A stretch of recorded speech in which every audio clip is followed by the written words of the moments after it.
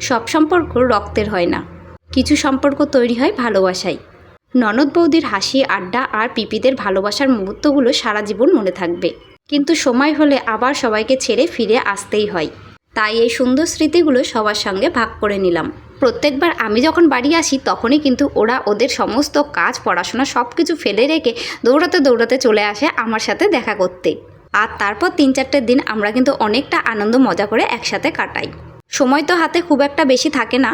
এবারে মাত্র 14 দিনের ছুটিতে আমরা বাড়ি এসেছি। আর তার মধ্যে একটু আমার বাবার বাড়ি আর আত্মীয় স্বজনদের বাড়ি একটু তো ঘুরতে যেতেই হয়, কারণ সবাই অপেক্ষায় থাকে আমরা বাড়ি এসে সবার সাথে কখন একটু দেখা করব। আর প্রত্যেকবারের মতন এবারও কিন্তু ওদের দায়িত্ব পড়েছে আমাকে ট্রেনে তুলে দেওয়ার। টিকিট কাটা থেকে শুরু করে সোনাকে রাস্তা পার করানো। যতক্ষণ না আমি ট্রেনে উঠছি পুরো সময়টাই কিন্তু ওরা সোনাকে কেয়ার করে। বলতে পারে একরকম ওদের সাথে বেরোলে আমি ঝাড়া হাত পা, সোনাকে আমার কোলেও নিতে হয় না। আর সোনাও পিপিদের কাছে খুব ভালো থাকে। আজকে আমি যাব চাকদায় আর ওরা যাবে ওদের বাড়ি ভীমপুর। আমার ট্রেনটা আসার প্রায় 1 ঘন্টা পরে কিন্তু ওদের ট্রেন। আর এতটা সময় ওদেরকে স্টেশনে বসে থাকতে হবে। তারপরেও আজ পর্যন্ত কোনো দিন দেখিনি ওদেরকে রাগ করতে। প্রত্যেকবারই এমন হয়, ওরা আমাকে ট্রেনে তুলে দিতে আসে আর বেশ খানিকটা সময় ওদেরকে এইভাবে স্টেশনে বসে থাকতে হয়। আজকে স্টেশনে আসা মাত্রই ট্রেনের খবর হয়ে গেছে।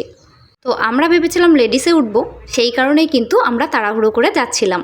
ট্রেনটা যদি আরও কিছুটা সময় পরে আসতো তাহলে খুব ভালো হতো। আমরা বেশ কিছুটা সময় আরও আনন্দ মজা করে সুন্দর করে কাটাতাম।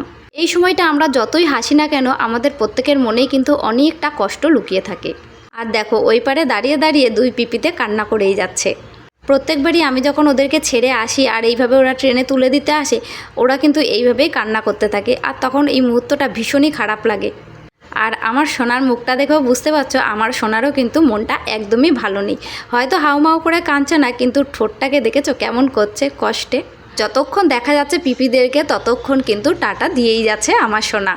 আর পিপিরাও কিন্তু যতক্ষণ আমাদের দেখতে পেয়েছে নিচের থেকে দাঁড়িয়ে এইভাবে টাটা দিয়ে গেছে। ওদেরকে যদি কাছে না পেতাম তাহলে বুঝতেই পারতাম না কখনো যে ননদ বৌদির সম্পর্কটাও এত ভালো হতে পারে। আর সত্যি বলতে ওদের সাথে আমি এমনভাবেই মিশি, দেখলে কেউ বুঝতেই পারবে না যে ওরা আমার সম্পর্কে ননদ হয়। বলতে পারো আমরা বন্ধুবান্ধবের মতোই গল্প করি।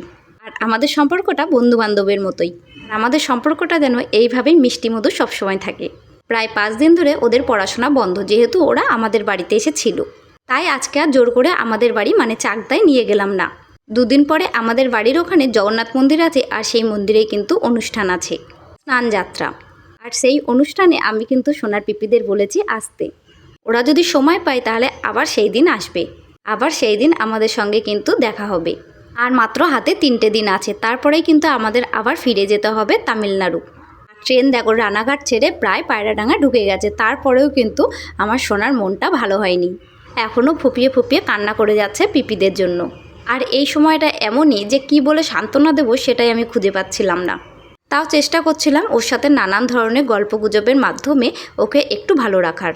জানি 2-1 দিন কেটে গেলে আবার একটু মনটা ভালো হয়ে যাবে। সবে মাত্র গেছে তো, তাই জন্য মনটা একটু বেশিই খারাপ করছে। তো তোমাদের সাথে গল্প করতে করতে আমি কিন্তু চলে এসেছি চাকদায়। তো চলো এবার আমার বাড়ি যাবার পালা। এবার এসে ঠিক মতন বাড়িতে থাকতেই পারিনি।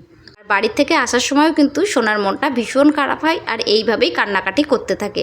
আর এবার যেহেতু একদমই অল্প দিনের ছুটিতে বাড়ি এসেছি, এই জন্য কিন্তু সোনার মনটা আরও খারাপ হচ্ছে, যেহেতু সবার সাথে অল্প অল্প দেখা হচ্ছে।